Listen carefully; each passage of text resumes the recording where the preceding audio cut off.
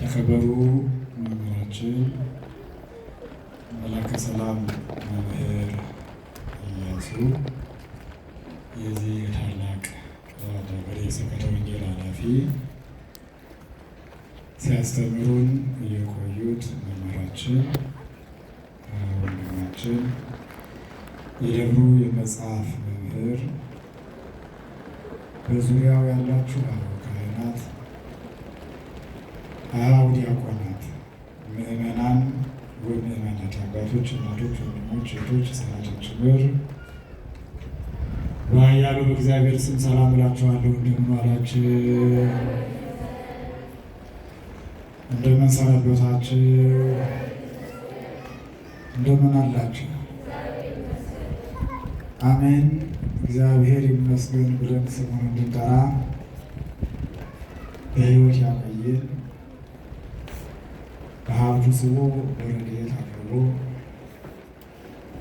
በቤቱ የሰበሰበን ገናና አምላካችን እግዚአብሔር የተመሰገነ ይሁን። እናታችን ንጽሕተ ንጹሐን ቅድስተ ቅዱሳን ድንግል ማርያምም ከቅዱሳኑ ጋር ክብርና ምስጋና ይግባት። ማን ያስተምረን? ማን ይምከረን? ማን ይባርከን? ማን ይቀድሰን? ይሄን አውቀንና ተረድተን እኔም ሆነ እናንተ እርሱ የሚለንን እንድንሰማ የቃሉ ባለቤት እግዚአብሔር ይርዳን። ድለዋኒክሙ ንበሩ፣ ተዘጋጅታችሁ ጠብቁ። ምን ብላችሁ ጠብቁ? ድለዋኒክሙ ንበሩ፣ ተዘጋጅታችሁ ጠብቁ። ድለዋኒክሙ ንበሩ ማለት በፍቅር ኑሩ ማለት ነው። ድለዋኒክሙ ንበሩ ማለት በአንድነት ኑሩ ማለት ነው። ድለዋኒክሙ ንበሩ ማለት በስምምነት ኑሩ ማለት ነው። ድለዋኒክሙ ንበሩ ማለት በሃይማኖት ጽኑ ማለት ነው።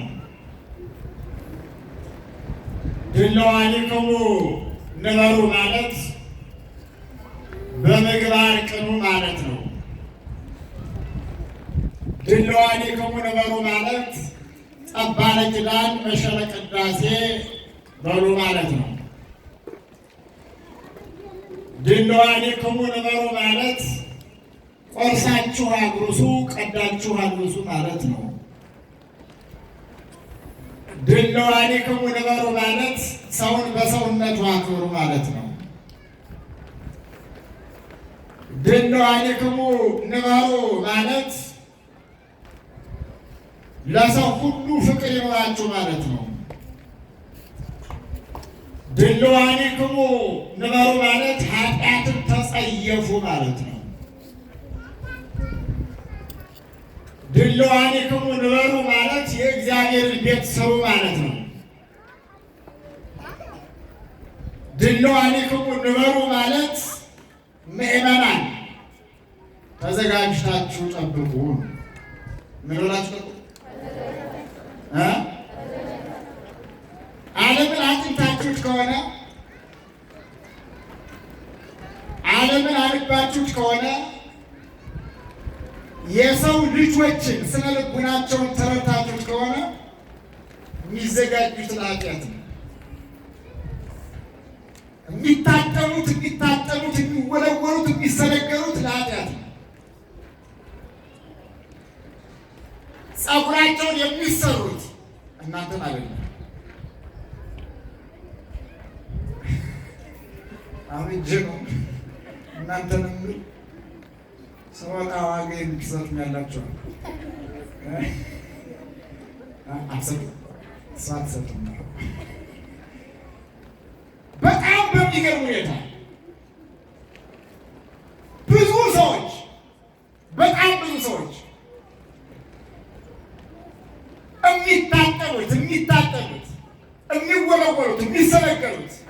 የሚዋቡት የሚያምሩት ከራስ ፀጉራቸው እስከ እግር ጥፍራቸው ንጹሕ የሚሆኑት ወደ ጽድቅ ቦታ ለምን ተሰደዱ? እውነት አስብ። አይተናገሩ አይ ምን ዝም አለች። እውነት ነው። በጣም ይገርማል። የሰው ባህሪ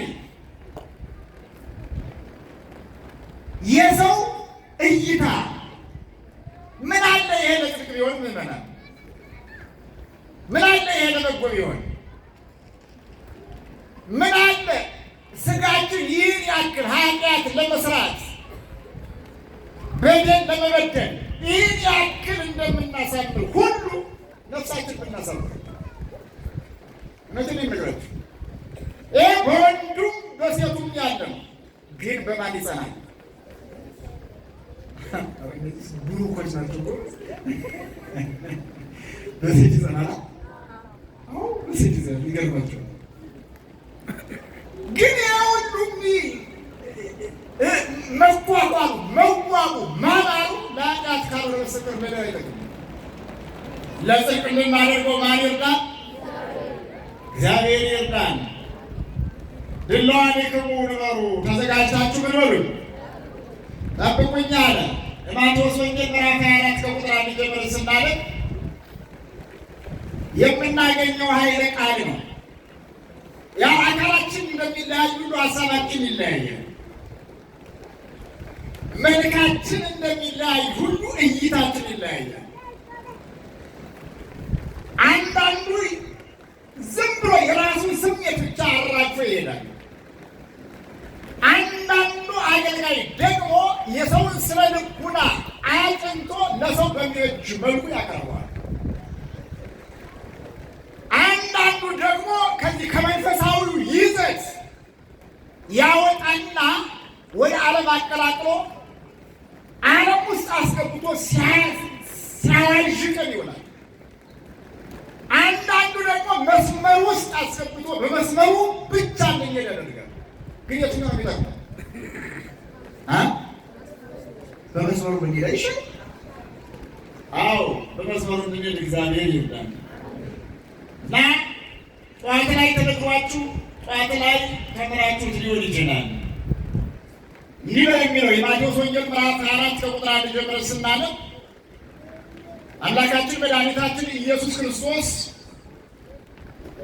ከቤተ መቅደስ ወጥቶ ሲሄድ ደቀ መዛሙርቱ ወደ እርሱ ቀረቡ ይላል። ማን ከቤተ መቅደስ ወጣ? ኢየሱስ ክርስቶስ። ኢየሱስ ክርስቶስ ከቤተ መቅደስ ወጥቶ ሲሄድ እነማን ወደ እርሱ ቀረቡ? ደቀ መዛሙርቱ ወደ ኢየሱስ ክርስቶስ ቀረቡ ይላል። እዚህ ጋር የምንረዳው እኛም ወደ እርሱ መቅረብ እንዳለብን ነው።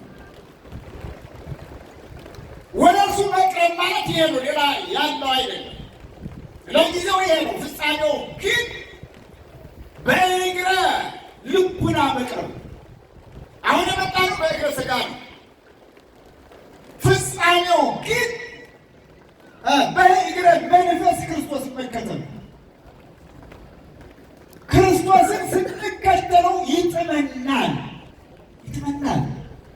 ሕይወት ጣፋጭ ነው። ቀመሱት። ጣዕሙ ወጣዕሙ ከመሄድ እግዚአብሔር ደግ እንደሆነ እግዚአብሔር ቸር እንደሆነ ቀመሱት ይላል ነቢየ እግዚአብሔር ዳዊት። አንቀምሰው ብለን ነው የተቸገርነው። መቅመስ አልቻልንም።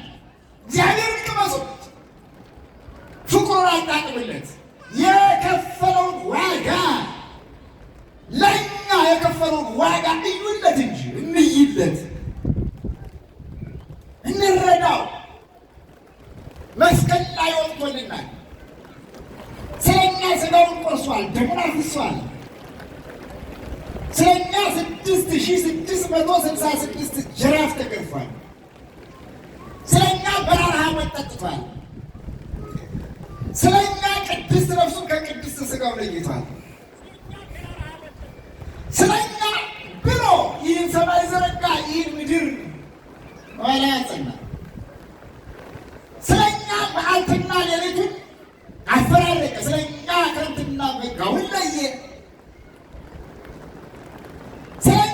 ምድሪቷን ባረካት። እመኑኝ ምእመናን፣ ሁለመናችን በእርሱ ላይ ያለ ነው። ከእርሱ ውጭ እኛ ሕይወት የለንም። ሕይወታችን ማን ነው? ተናገሩ። ኢየሱስ ክርስቶስ ነው። የድንግል ማርያም ልጅ ኢየሱስ ክርስቶስ ነው። ሰው ከእሱ ከወጣ ከባሕር የወጣ ዓሣ ነው፣ ይሞታል። ዓሣ ከባሕር ከወጣ ምን ይላል? ተናገሩ። ይሞታል። እኛም ከእርሱ የተለየ ሕይወት ካለን እንሞታለን። ይመናል። ትልቁ ዳኛ እግዚአብሔር ነው። ትንሹ ዳኛ ግን ሕሊና ነው። ያደረገብን ብቻ አይደለም ማየት መቻል ያለብን፣ ያደረገልን ሁሉ ነው። እያደረገልን ያለውን በሙሉ እንመልከትበት፣ እናጥናለት፣ አንደርስታንድ እናድርገው። እንዴ ይህ በጣም ይገርመኛል። ይበላል በጣም እግዚአብሔርን የምናስታውልበት የእግዚአብሔርን ምሕረት፣ የእግዚአብሔርን ቸርነት፣ የእግዚአብሔርን ይቅር ባይነት፣ የእግዚአብሔርን በረከት የምናጣጥምበት ጊዜ ቢኖር ይሄ ጊዜ ነው። ታስቡት። የኑሮ ውድነት፣ የነገሮቹ ሁሉ መዘበራረቅ አይታችሁታል፣ አግኝታችሁታል። ይገርማል። ያንን ስናስብ ለሰከንድ እንኳን መቆየት አንችልም። በቃ ተስፋ ቆርጠን እንሞታለን፣ ሌላ ውስጥ እንገባለን። ግን ይገርማቸዋል። የኑሮ ውድነት፣ የነገሮቹ ሁሉ መዘበራረቅ ትተን ደግሞ በረከቱን ስናስብ በልተን እናድራለን፣ ጠግበን እናድራለን። ክብርና ምስጋና ለመድኃኔዓለም። ሳይበላ የሚያድር የለም፣ ሳይጠጣ የሚያድር የለም፣ ሳያምርበት የሚሆን የለም። ውበታችን ማን ስለሆነ? መጋቢያችን ማን ነው? ሰሪያችን መሪያችን ማን ነው? በረከት የሚሰጠን ማን ነው? የድንግል ማርያም ልጅ ኢየሱስ ክርስቶስ። ክብርና ምስጋና ለእርሱ ይሁን። በዚህ የኑሮ ውድነት ጊዜ ትንሽ አግኝተን ያለው ትንሹ እግዚአብሔር ብዙ ያደርግልናል። ይሄ ነው ማየት። ብዙ ብር ይዘን ሂደን ወደ ገበያ ተጉዘን በዚያ ብዙ ብር ጥቂት ነገር ገዝተን ሸምተን እንመጣለን። ጓዳችን ስናስገባው ግን እግዚአብሔር ይባርከዋል። ማን ይባርከዋል? እግዚአብሔር ይባርከዋል። እግዚአብሔር እንዲባርከው በስመ አብ ወወልድ ወመንፈስ ቅዱስ አሐዱ አምላክ ብላችሁ በሆነ አብቶች ሆኖ ቀለጡ ቦግድ ማብረክ ነገር ይመስላል። ቦግድ ነው። እናንተ በዋና ስሙ ጠራችሁት፣ እኔ በክርስትና ስሙ ጠራችሁ። የድሮ እናቶቻችን ሊጡን አምክተው ምን ይሰሩበት ነበር? ትዝ ይላችኋል? ምን ይሰሩበት ነበር? መስቀል ይሰሩበት ነበር። ድሮ ይቦካ የነበር ይገርማቸዋል። በዚህ በእንጨት ገበታ ነበር። አዛ በእንጨት ገበታው ምትክ ደግሞ ሳፋው መጣ። አሁን ሳፋው ተረስቶ እዛች እንትና ውስጥ ነው አሉ ታቦጫቡጫል። አረው አያሰኝም። እውነት አሰብ እዚህ ማንደበላልቅ ነው። አይ ማንደበላልቅ ሳንደበላልቅ አሁን የተቸገርነው ያ ብቻ አይደለም፣ እየተደበላለቀ ሌላው ሁሉ እየተደበላለቀ እዚያው ላይ ግን ምን ያስፈልገዋል? መስቀል ያስፈልገዋል። በእናንተ ላይ አድሮ ማን ይባርከዋል? እግዚአብሔር ይባርከዋል። ስመ እግዚአብሔር ጥሩበት። ያ ብቻ አይደለም። ዝክሩ ስትዘክሩ፣ ጥንስሱ ስትጠነስሱ፣ ብቅሉ ስትሰሙ በስመ አብ በሉት። ብቅሉ ሲሰበር በስመ አብ ይባላል። አላውቅም ግን ታበቅላላችሁ እናንተ ብቅል ብቅል ታበቅላላችሁ? እሺ እና ታበቅላላችሁ? አዎ ካበቀላችሁ ብቅል በስንት ቀን ነው የሚወጣው?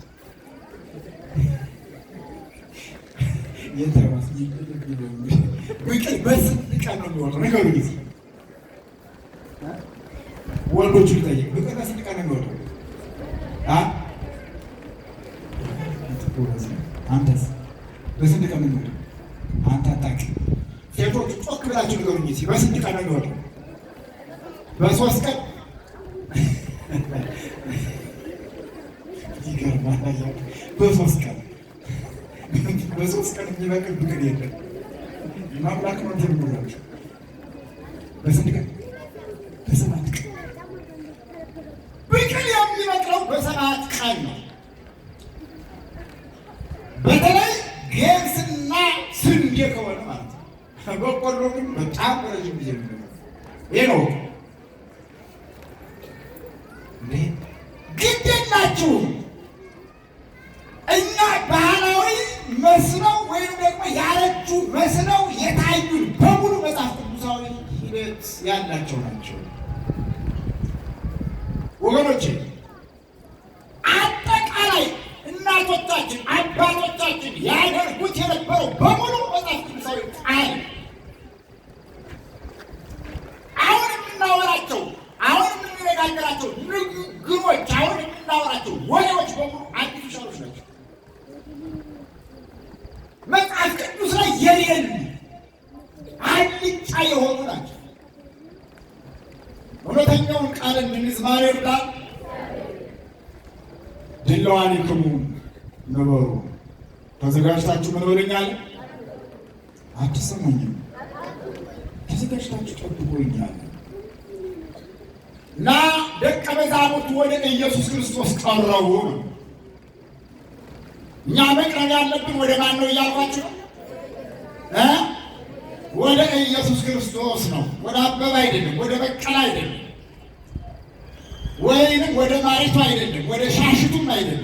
እሺ እውነቴን ልነግራችሁ፣ መቅረብ ያለብን ወደ ማን ነው? የሻሽቱ ጌታ እግዚአብሔር ነው። የማሪቱ ጌታ እግዚአብሔር ነው።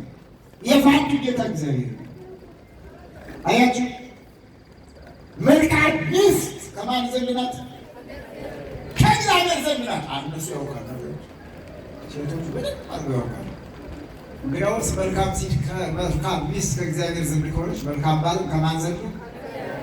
አቤት በቀለ ዘንድ ነው።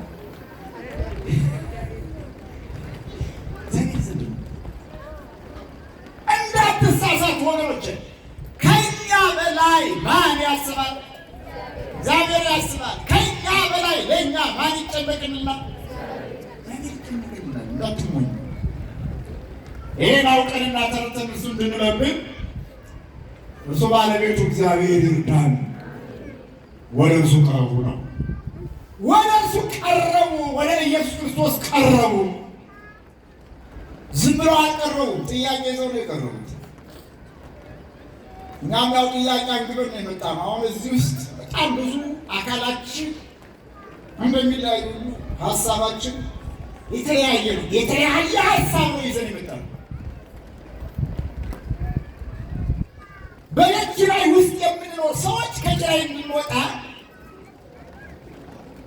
ማመልከቻ ይዘን የመጣ ነው።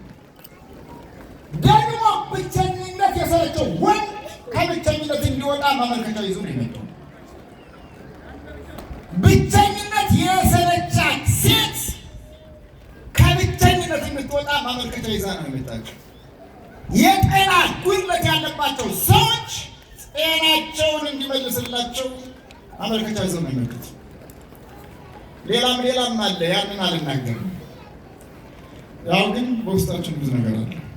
የለም ምን ዝም አላችሁ? ለዩ እንጂ መለየ አላችሁ ነው የለም አላ እኔም አለኝ። እውነቴን ነው የምነግራችሁ። እኔም አለኝ፣ ጥያቄ አለኝ። ግን ጥያቄን የማቀርበው ጥያቄ ለሚመልሰው አካል ነው። መልስልኝ ለእንቆቅልሻችን መፍትሄ አይሰጥም። ዓለም ለጥያቄያችን መልስ የለው። ለጥያቄያችን መልስ ያለው ማን ብቻ? እግዚአብሔር ብቻ። ክብርና ምስጋና እና ጥያቄ አንግበው ወደ ክርስቶስ ቀረቡ። የሆነው እንዲህ ነው። ብቻ ጥሩ ቤት አየ። ቤቱ ግቢው ሰፊ ነው። እንደገና ፎቁ ረዥም ነው። የቀለሙ ጽሬት ዓይን የሚማርክ ነው። የጧት ፀሐይ ወጥቶበት ያንጸባርቃል ቤቱ። ኪነ ህንፃው ለየት ያለ ነው። ገርሟቸው ሐዋርያት ያንን አይተው ወደ ክርስቶስ ቀረቡ። አረጉን ነው ይህ ፎቅ ሲያምራል ክርስቶስ እኮ ማማይ ይህ ቤትየው ሲያምር ሲዋብ ምን አይነት ባለሙያ ነው የሰራው? ምን አይነት ግንበኛ ነው የገነባው? ምን አይነት ዲዛይነር ነው ዲዛይኑን ያወጣው ብለው አድንቆ ክርስቶስ እንዲያይላቸው ነገሩት። ክርስቶስ ሄደና ሕንፃውንም አየ። የእነሱንም አቅም በቃ ሕንፃውንም አየ። ከዚያ ምን አላቸው? እውነት እውነት እላቸዋለሁ ድንጋይ በድንጋይ ላይ ምን ሳይል አይቀርም፣ ሳይፈርስ አይቀርም። እውነት እውነት እላቸዋለሁ ድንጋይ በድንጋይ ላይ ሳይፈርስ አይቀርም። አይደለም ሕንፃ እግዚአብሔር ሰው ሳይፈርስ አይቀርም ማለት ነው። ሕንፃ ሰው ከተማው ይህ ሕንፃውን የከተማው በከተማው ውስጥ ያለው ግንብ ወይም በከተማው ውስጥ ያለው ቤት ምን ይባላል? የሰው እጅ ስራ ይባላል። ይህንም የሰራው ምንድን ነው? ሰው ነው። ይህንም አረፍተ ዘመን ይገተዋል፣ ጊዜ ይከለክለዋል፣ ዕለተ ምጽአት ያሳልፈዋል። ዛሬ ዕለተ ምጽአት የሚታሰብበት ቀን ነው። ወይንም አምላካችን መድኃኒታችን ኢየሱስ ክርስቶስ በግርማ መለኮት በክበበ ትፍሲት የሚመጣበት ቀን ነው። ዛሬ እህሉ ከገለባው የሚለይበት ቀን ነው። ስንዴው ከእንክርዳዱ የሚለይበት ቀን ነው። ጻድቁና ኃጥኡ የሚለይበት ቀን ነው። ጨለማውና ብርሃኑ የሚታወቅበት ቀን ነው። ሁሩምኔ የሚባልበት ቀን ነው። በተቃራኒው ንዑ ሀቤ ቡሩካኑ ለአቡዬ ትረሱ መንግሥተ ሰማያት የሚባልበት ቀን ነው። ትልቅ ቀን ነው ዛሬ፣ እጅግ በጣም ትልቅ ቀን ነው። ለዚህ ቀን ያደረሰን ገናናው አምላካችን ሊሆን እግዚአብሔር የተመሰገነ ይሁን። ስታዳምጡ ደስ ይላል። በየትኛውም መንገድ እጀ ሳገለግል ነው አንድ ሰው ሌላ እንዲያስባል። አሁን አጭር መቃል ውስጥ እዛች ጋር አንዲት ልጅ አለች፣ አይኖሯ የተሰረቀ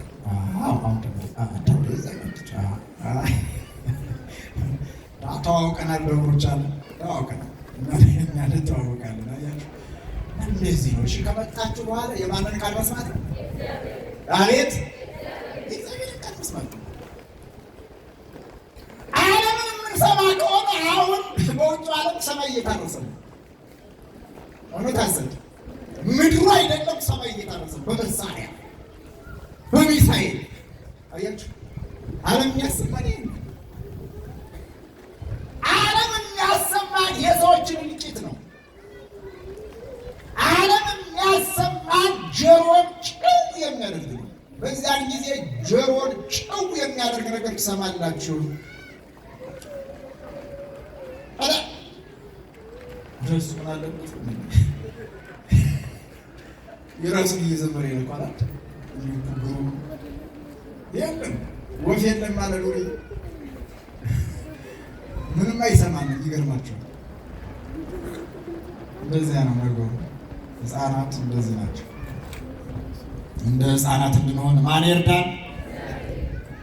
አምላካችን መድኃኒታችን ኢየሱስ ክርስቶስ ይርዳን። ማንን እንስማ? እግዚአብሔርን እንስማ እና ድንጋይ በድንጋይ ላይ ሳይፈርስ አይቀርም። አይደለም ሕንፃ ሰው ሕንፃ እግዚአብሔር ሰው ሳይፈርስ አይቀርም ማለት ነው። ሰው ያልፋል፣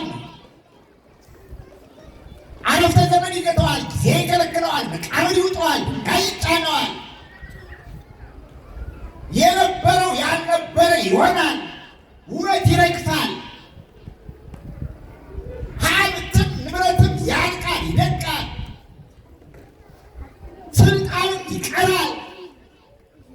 ሰማይ ወምድር ያልፍ ቃል የሰ ያልፍ ይሄ ሰማይና ምድር ያልፋል፣ ቃሌ ግን አያልፍም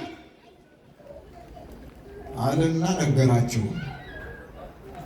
ያ ቤት እንደሚፈርስ ያ ቤት አይደለም ሰው ሁሉ ምን እንደሚል አዎ ነገራቸው። እዚያ በኋላ ነበረ ወደ ማንነታቸው ተመለሱና ነገረ ምጽአቱን እንደነገራቸው አወቁና በደብረ ዘይት ተራራ ተቀምጦ ሳለ ይላል። በየት ተራራ? ደብረ ዘይት ከኢየሩሳሌም በስተ ምስራቅ በኩል 16 ኪሎ ሜትር ላይ ያለች ተራራ ናት። ተራራ አይደለችም፣ ይገርማችኋል። ኮረብታማ ቦታ ናት። አሁን ገዳመ ቆሮንቶስ ሲባል እናንተ የምትስሉት ጥቅጥቅ ያለ ጫካ እንደሆነ ነው። አንድን ጫካ የለበትም፣ ግን ዋሻ ነው፣ በረሃ ነው፣ ጭልጥ ያለ በረሃ። ስታዩት ይገርማችኋል፣ ረሃብ ይይዛችኋል። ፈረፈር ቦታ ነው። ኢየሩሳሌም ስታዩት እጅግ በጣም ትራባላችሁ። እንዴት በሉ በቃ ፈረፈር ቦታ ነው። ፈረፈር ነጭ አፈር ያለበት ነው። ግን ደግሞ ትሄዱና ወንዝ ዳር አካባቢ ስትደርሱ በኮረደም ሎሚው፣ ትርንጎ ምናምን የፍራፍሬው አይነት የአትክልቱ አይነት ይገኛል።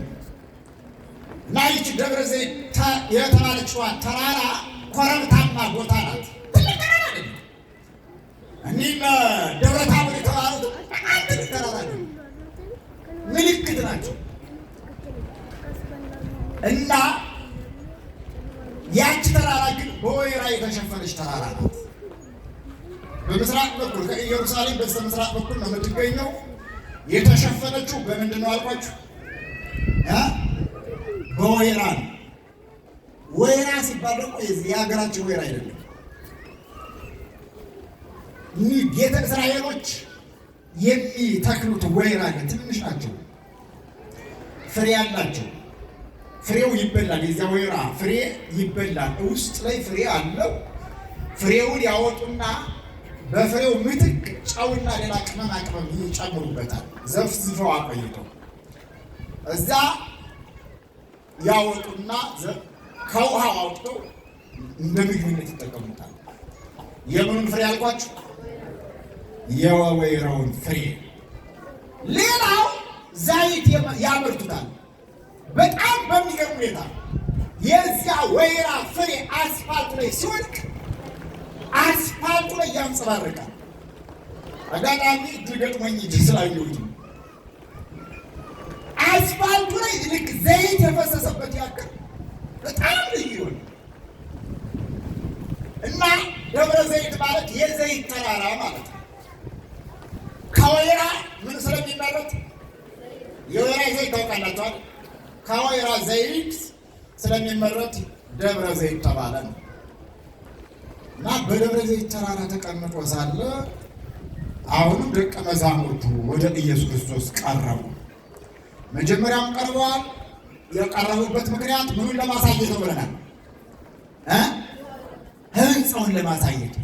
አሁን ደግሞ የቀረቡት እንዲያው የመምጣት ዜና ምንድን ነው ነው? የዓለም ፍጻሜ ምልክቱ ምንድን ነው ነው ያሉት?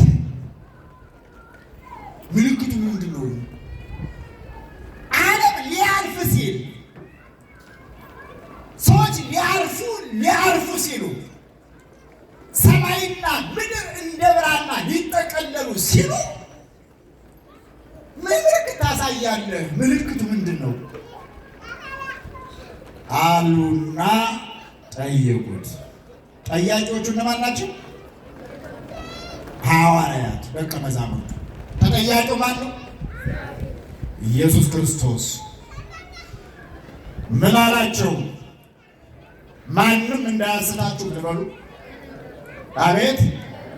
ማንም እንዳያስታችሁ ተጠንቀቁ አለ። አሳች ከመጣ ጊዜው እንደደረሰ ወቁ ነው፣ ሌላ አይደለም። ስለዚህ አሳች የምትራላችሁ አለ ብቻ አይደለም የሚገባው። ምን ብዬ ልበላችሁ? በብዙ መንገድ ሊያሳስቱን የሚፈልጉት አንደኛው በቃ ሃይማኖታችንን በማጣጣል ሃይማኖታችንን ዝባዝንኬ የበዛበት እንደሆነ በመንገር ሊያስቱን ይፈልጋሉ። ሁለተኛ ጥቅማ ጥቅም በመስጠት ሊያስቱን ይፈልጋሉ። ሶስተኛ በጓደኛ በመሳብ ሊያስቱን ይፈልጋሉ። ሶስተኛ ምታታዊ ነገር በማሳየት ሊያስቱን ይፈልጋሉ። አራተኛ ምን ችግር አለው ብታዩት ብለዋቸው ያው ችግር አለው መስጊድ ገብታችሁ አላህ አክበር ተወሉት ወንዶቹ ተብላችኋቸው እንኳን እናንተ ነኛ ነው ሸቆቹ እውነትን የሚገኙ ምን ችግር ፓስተሮቹ ምን ችግር አለው መጥታችሁ ከኛ መጽሐፍ ቅዱስ ብትሰሙ ነው። ባህር ውስጥ መግባት ከፈለጋችሁ ቅድሚያ ምን መለማመድ አለባችሁ? ባህር መለማመድ አለባችሁ። ካለዛ ዋና ሳትለማመዱ ባህር ውስጥ ብትገቡ የሚገጥማችሁ እጣፈና ጽዋ ተርታ ምን ይመስላችኋል? ሞት ነው፣ መስገጥ ነው። አያችሁ፣ የገጠመን ይሄ ነው። በሃይማኖታችን መሰረታዊ እውቀት ስለሌለን እያታለሉ እያባበሉ ሌላ ውስጥ ያስገቡናል። ማንም እንዳያስታችሁ ግን ምን በሉ? ተጠንቀቁ። አሳች ከመጣ ጊዜው እንደደረሰ ወቁ ነው። ማንም እንዳያስታችሁ ተጠንቀቁ። እኔ ክርስቶስ ነኝ እያሉ በስሜ ምን ይላሉ?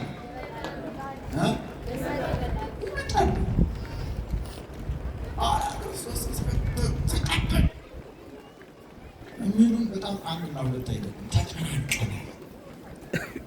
በጣም ተረብሸናል። አሁን ዝም ብዬ ሪፈር ልጻፈላችሁ። ማቴዎስ 24 ቤታችሁ ገብታችሁ አነቡት። ሞባይላችሁ ላይ ሰርች አድርጋችሁ ተመልከቱት። መጽሐፍ ቅዱስ ይኖርበት ሞባይላችሁ ላይ ያችኛዋ ነገር ደሉታችሁ። ምን ነው ማምላክ ነው ማለት ደሉታት። ሌላ ነገር የለችም ሞባይሏ ላይ። አንቺ ጎበዝ ነሽ ማርያም፣ አንቺ ነሽ እውነት የምታወሪ። ሌላ ነገር የለውም ከመጽሐፍ ቅዱስ ውጭ ሌላ ነገር የለውም ወይ ሞባይሉ ላይ? አዎ ደልቶስ አይደለም። ይገርማችኋል። አይናችን እምቢ ብሎ እዚህ ውስጥ ምን ያክል እንደተጠናወተ ደጉን አናይ፣ መልካሙን አናይ፣ ጥሩን አናይ፣ ለሕይወታችን የሚረባንን የሚጠቅመንን ነፍሳችን የሚያጸድቀውን አናይ። ሄደን ጎግል ውስጥ ጎልጉል ውስጥ እንገባለን።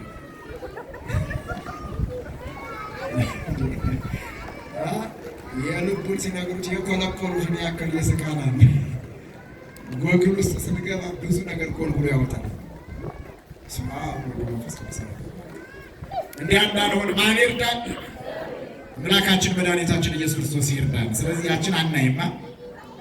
አሁን በዚያ ምትክ ማንን እንይ? የእግዚአብሔርን ቃል መጽሐፍ ቅዱስን እንድናይ እግዚአብሔር ይርዳል። እዩት ነው የምላችሁ አሁን እየሆነ ስላለው ነገር።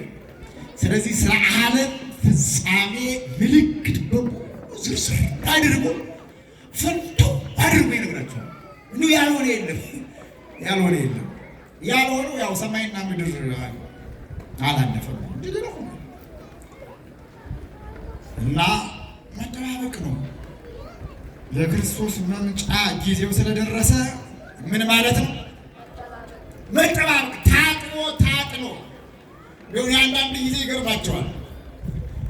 አይደለም ነፍሳዊ፣ መንፈሳዊ፣ ሰማያዊ፣ ዘላለማዊ ጊዜ ዘላለማዊ ፍቅር ይቅርና ስጋዊ ፍቅር እንኳን ተሟጦ ተጨልቆ ጠፍቷል።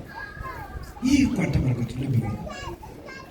አዳራሹ ነው፣ ማዳረሻ ነው። ስጋዊ ፍቅር ለመንፈሳዊ ፍቅር፣ ለነፍሳዊ ፍቅር ማዳረሻ ነበር። ያ ሁሉ ጠፍቷል። የለም ውሸት።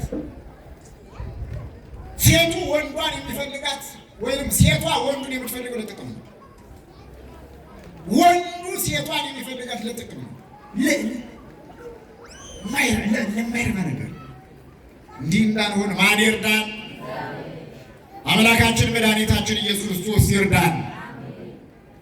ክርስቶስ የሚመጣበት ወርሁ ወርሃ መጋቢት፣ ዕለቱ ዕለተ እሑድ፣ ቀኑ 29፣ ዘመኑ ዘመነ ዮሐንስ፣ ሰዓቱ 3 ሰዓት ነው ብላችሁ ታምናላችሁ? አይደለም። እንዲያ ብሎ ትርጓሜው ያስቀምጠው እንጂ ወገኖች፣ ክርስቶስ የሚመጣበት በግርማ መለኮት በክበበ ትፍሲት የሚገለጥበት ጊዜው አይታወቅም። ይህ መላእክትም ክርስቶስ የሚመጣበትን ጊዜ አያውቁትም። ወይ ወልድም አያውቁም። ድፍን ያለ ነገር ነው። ከሦስቱ አካላት አንዱ ወልድ ነው። አያውቁም ማለት ነው። እግዚአብሔርን የሚመጣበትን ቀን ወልድ አያውቅም። ደፍር ተናገረው ያውቃል። ወልድ የተባለ የሰው ልጅ ነው። እሺ፣ በወልድ ቦታ የገባ አዳም ነው። እኛ እግዚአብሔር የሚመጣበትን ቀን አናውቅም። ለምን ቢባል ብዙ ወርሃ መጋቢቶች አሉ። ለምን ቢባል ብዙ ዘመነ ዮሐንሶች አሉ። ለምን ቢባል ብዙ ዕለተ እሑዶች አሉ። ለምን ቢባል ብዙ 29 ቀን አለ። ለምን ቢባል ብዙ 3 ሰዓት አለ። ድለዋል ከሆነ ተዘጋጅታችሁ ነው። አቤት መዘጋጀት ነው። እሺ፣ በፍቅር መዘጋጀት፣ በሰላም መዘጋጀት፣ በአንድነት መዘጋጀት፣ በየዋህነት መዘጋጀት፣ በቅንነት መዘጋጀት፣ በደግነት መዘጋጀት ነውና በእነኚህ ነገሮች እንድንዘጋጅ እግዚአብሔር ይቆየን።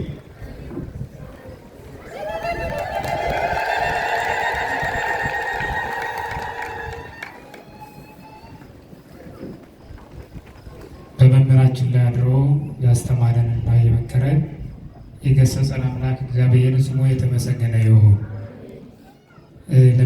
ለመምህራችን መጋቤ ብሉይ ዮሐንስ የኔታ ነቢዩ ቃለ ሕይወት ያሰማል።